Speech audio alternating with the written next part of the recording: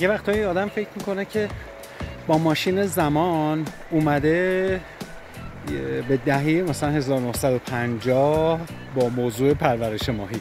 من مشغول بازدید از استخرهای پرورش ماهی هستم که برمیگرده به سالهای خیلی دور، به اون مدلی که چینی ها برای نگه داشتن ماهی تازه استخرهای رو کنار رودخونه ها به عبارتی به صورت دستی حفاری میکردن و با استفاده از چوب مسیر فرار ماهی رو مسدود میکردن و باهاش ماهی پرورش میدادن.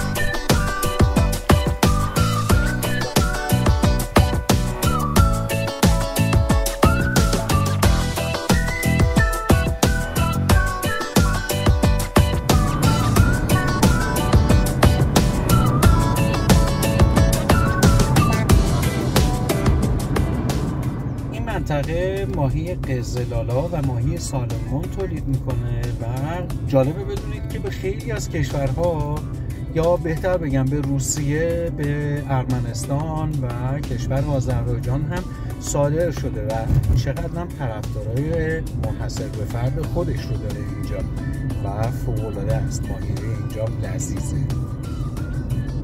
از روی پلی داشتم رد می شدم که زیر پل رودخونه قرار داره و بیا اینجا کنار رودخونه یه سازه احداث شده با بلوک و باز هم به صورت استخرهای پلکانی و به سبک‌های سنتی توی اینجا ماهی تولید میشه.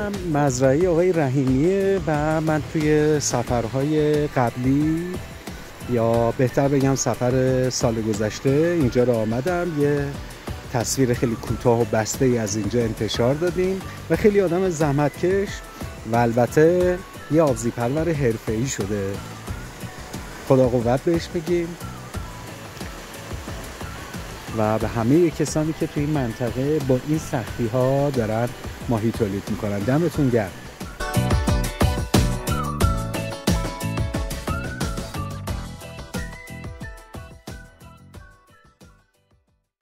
جالبه تو این منطقه به مزارعی هم برخوردم که 8 ضلعی ساخته شده، ولی خب همونطور که تو تصویر هم دیدین با یه دونه خروجی و البته با عمق کمتری احداث شده.